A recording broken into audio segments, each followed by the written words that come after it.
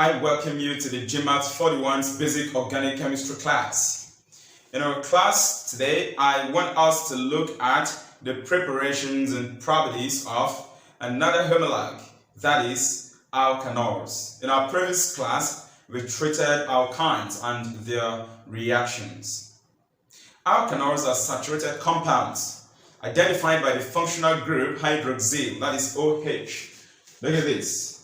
So this is the functional group of alkanols, OH. Please, kindly differentiate between this hydroxyl functional group of alkanols and the hydroxide ion functional group of bases. For bases, it's written like this. Is that okay? OH, then negative for bases. But for alkanols, it's hydroxyl, that is OH. You can see this bond line. This bond line is linked to alkyl. Alkyl. So generally you can have it as ROH. Is that okay? For alkanols. Alright. What pattern do we follow when trying to give the parent name of alkanols? Three possible patterns depending on the number of OH contained in the alkanol that you are dealing with. So we can have the parent name as alkan XOL if it contains only one OH in the molecule. For example, monohydric alkanols, alright, something like ethanol, propan 1-ol, propan 2-ol, butan 1-ol, butan 2-ol. They are all monohydric alkanols. Their parent name goes by alkan XOL, where the X indicate the position, the carbon position bearing the functional group OH. You could also have the parent name going in the way alkan X, Y, diol, in the case where there are two OH in the molecule of alkanol being considered. This happens in dihydric alkanols, for example, ethylene glycol, that is ethan 1,2-diol, alright? You can see two OH in this molecule. Then we could also have compounds named as alkan X, Y, Z, triol. Clearly that will contain 3 OH per molecule, is that not so? A good example is this alkanol that we use in saponification, reacting it with oil, to produce soap. That is propan 1,2,3-triol, trihydric alkanols. So this is the general naming pattern. Is that okay? In the case where you have this 1, 2, or 3 OH per molecule. Don't forget anyway that if in the parent chain of alkanol you have double bond anywhere, if you have double bond anywhere, then the name will no longer be alkanol, but alkenol. Does that make sense, right? They have to indicate the carbon atom bearing the double bond. Anyway, we're going to say that as we move on in the topic. Types of alkanols. I've given a little explanation on that already when trying to give the explanation of the pattern of naming the parent chain in alkanol. So we have about 4 types of alkanols here. Monohydric alkanols containing 1 OH per molecule. You've got ethanol as an example. We also have propan 1-ol, propan 2-ol, and rest. Dihydric alkanols contain 2 OH per molecule. So we have ethan 1,2-diol. We've got trihydric alkanols containing 3 OH per molecule. Propan 1,2,3-triol is a good example of that. Polyhydric alkanols, they contain more than 3 OH per molecule. Glucose is a good example of that. If you go to the polyurethane industry, that is the industry where they produce a matrax foam, is that okay? There is a good chemical used there. There is an alkanol derivative called polyol. Is that okay? So all these are polyhydric alkanols containing more than 3 OH per molecule. In the next video, we're going to look at classification of alkanols. Although in previous videos, we've actually treated the classification of organic compounds generally, how we can identify them. But we'll still talk about alkanols anyway in the next video.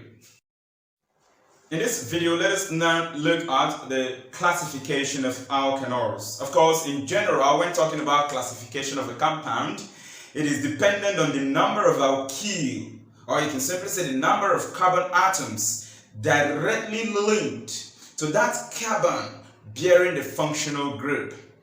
Now, what is the functional group of alkanols? Already stated. The hydroxyl, OH, is that not so? Good. Now, the classification of alkanols now depends on the number of alkyl groups, or the number of carbon atoms directly linked to the carbon to which OH is attached. Now here we've got three classifications we're going to look at. One of them is primary alkanols. Alright, in primary alkanols we are using 1,0 for it. Is that okay? One alkyl or carbon atom is directly attached or linked to the carbon bearing the functional group. Now look at an example here. This is the carbon to which the functional group OH is attached. I've chosen to write this OH in the expanded form for you to see clearly that actually the OH, this H is not attached to this carbon directly, no. This H is attached to this oxygen through hydrogen bond. Please put that down. The hydrogen of the OH is attached to the oxygen through what bond? Hydrogen bond. Of course, that is one reason why the boiling point of alkanols is much higher than corresponding alkanes, alkanes, and alkynes. Please make a note of this statement I just made. Example of primary alkanols, we have ethanol. So you can see this is a carbon of the functional group bearing this functional group OH. To this carbon, you have only one alkyl, CH3, attached. Or you can say you have only one carbon attached to the carbon of the functional group. You know, this carbon C is directly linked to this carbon that is bearing the functional group. Another example is propan-1-ol. This is the carbon of the functional group, CH2OH. So the OH is attached to this carbon. Did you take note that this carbon of the functional group has only one alkyl attached to it? And this is the alkyl. The alkyl is CH3, CH2, which is ethyl. Are you following, right? Or we can simply say it has only one carbon directly linked to it, linked to the carbon of the functional group. So take note of that.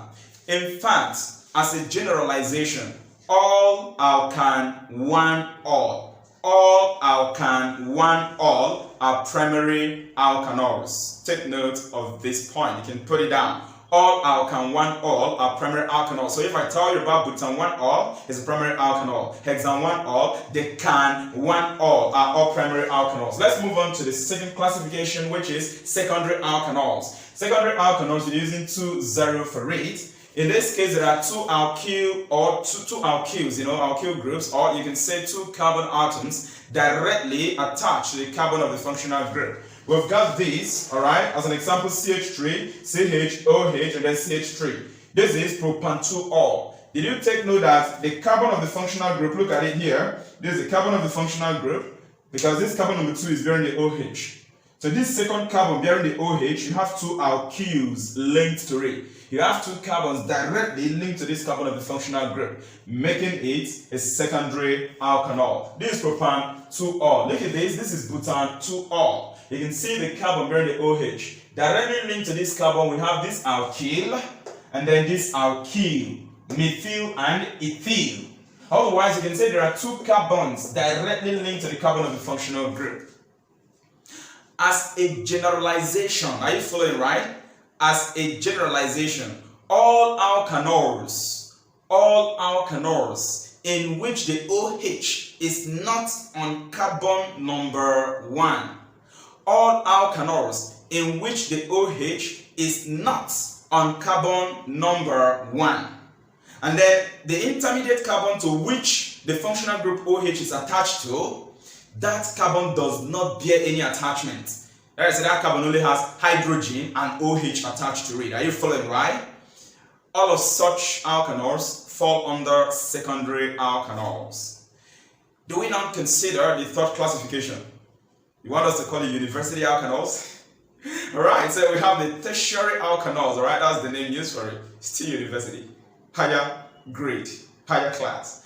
Alright, tertiary alkanols. In this case, we have three alkyl groups, or otherwise three carbon atoms directly attached to the carbon bearing the OH, directly attached to the carbon of the functional group. An example of that is 2-methylpropan-2-ol. You can see that on the second carbon atom you have the OH, the functional group. Now directly linked to this carbon atom of the OH you have this alkyl, this alkyl, this alkyl. So 2-methylpropan-2-ol is an example of tertiary alkanols. Once again, as a generalization, all tertiary alkanols are those in which the carbon of the functional group has an attachment to it. Are you getting me right? No hydrogen on the carbon of the functional group. That carbon-bearing OH in tertiary alkanol does not contain any hydrogen. Rather, it has an attachment to it. Is that okay?